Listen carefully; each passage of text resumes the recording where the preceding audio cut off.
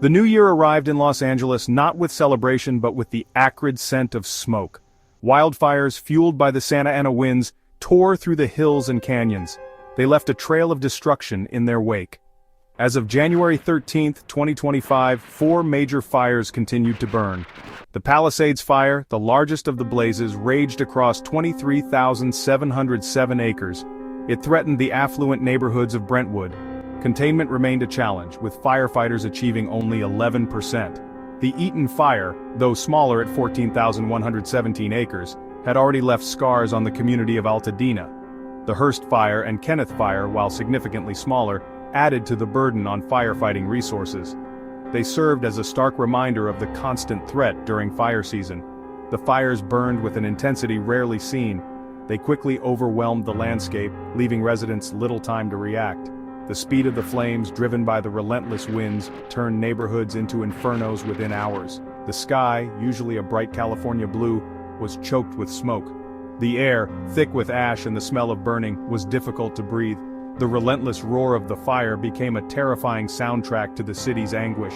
The fires, a terrifying spectacle, served as a stark reminder of the power of nature. They demonstrated the vulnerability of even the most developed urban areas. The fires became a defining moment for Los Angeles. They ushered in a period of fear, uncertainty, and a desperate fight for survival. The human cost of the fires was immeasurable.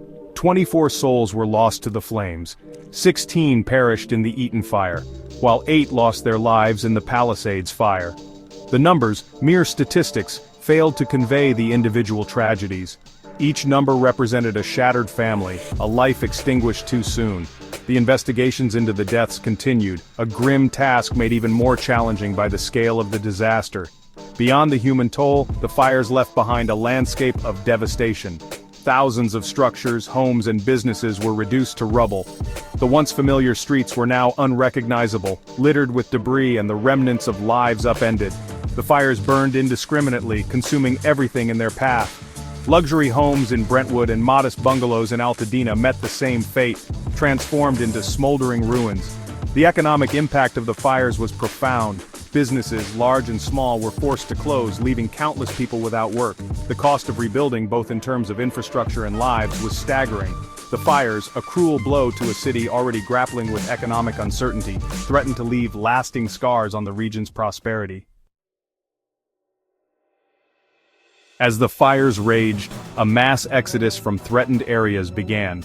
Over 105,000 residents were under mandatory evacuation orders, forced to flee their homes with little more than the clothes on their backs. The evacuation centers, filled to capacity, became temporary shelters for those who had lost everything. The uncertainty of their situation, the fear of not knowing the fate of their homes, hung heavy in the air. The authorities, struggling to contain the blazes, faced criticism for their handling of the crisis. The fires exposed the vulnerabilities in the city's infrastructure and emergency response systems. The political response was swift, with both state and federal governments pledging support.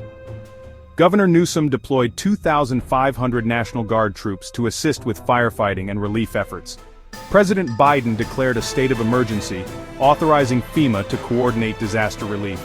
International aid poured in, a testament to the global reach of the disaster. Firefighters from Canada and Mexico joined the front lines, their expertise and manpower welcomed by exhausted crews. The fires, a tragedy for Los Angeles, became a moment of international cooperation, a shared struggle against a common enemy. Even as the fires continued to burn, the daunting task of recovery had begun. 53 inspection teams were deployed to assess the damage, a grim inventory of loss and devastation. The process of rebuilding, of restoring lives and communities, promised to be long and arduous. It was a task that would require not only financial resources but also an unwavering spirit of resilience. The California Community Foundation's Wildfire Recovery Fund became a focal point for donations, a testament to the generosity of people near and far. The fund, a lifeline for those who had lost everything, provided immediate assistance for basic needs such as food, shelter, and medical care. It also offered long-term support for rebuilding homes and businesses. The spirit of Los Angeles, a city known for its resilience and determination, shone through in the face of adversity. Neighbors helped neighbors, offering comfort, support, and a shoulder to cry on.